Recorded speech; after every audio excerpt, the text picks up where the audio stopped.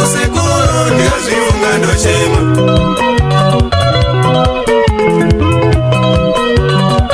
Amai vangu vakafa asi pana zvinondinetsa mwoyo mangu, regai nditaure. Amai vangu vakafa asi pana zvinondinetsa mwoyo mangu, regai nditaure. Musandidaro baba vangu kundiudza pasere vanhu kuti handisi mwana wenyu. Musandidaro baba vangu kundiudza pasere vanhu kuti handisi mwana wenyu. Ndimi here baba vangu mungandudze pane vanhu kuti handisi baba vako. Ndimi here baba vangu mungandudze pane vanhu kuti handisi baba vako.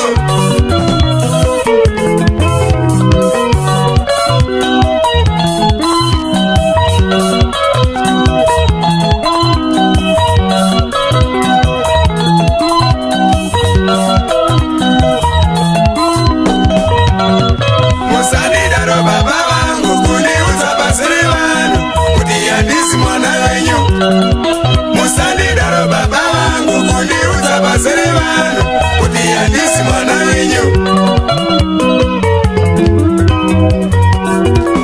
Ndimi here baba vangu mungandudze pane vanhu kuti handisi baba vako.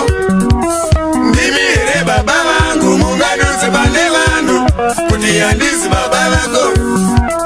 Dai amai vachiri vapenyu ndaizosiva kuna baba vangu. Dai amai vachiri vapenyu ndaizosiva kuna baba vangu.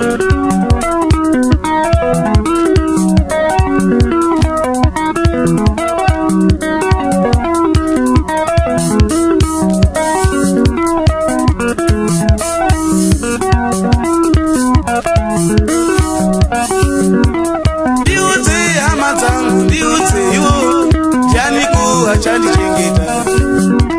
Ndiudze hama dzangu, ndiudze iwo ndiani kuachandichengeta.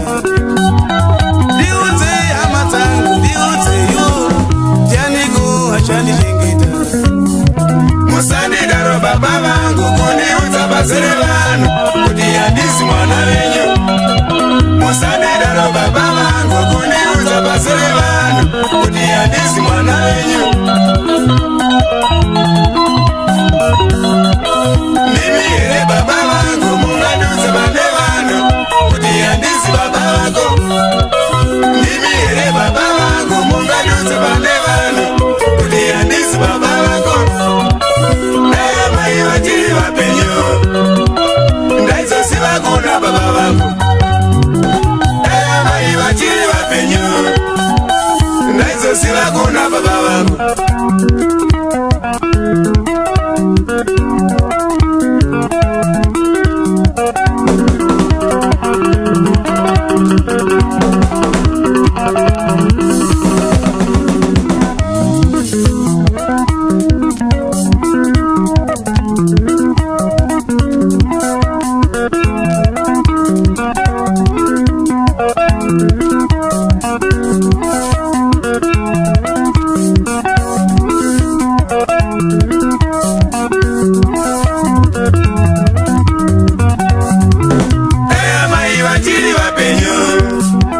Ndaizosiva kuna baba vangu.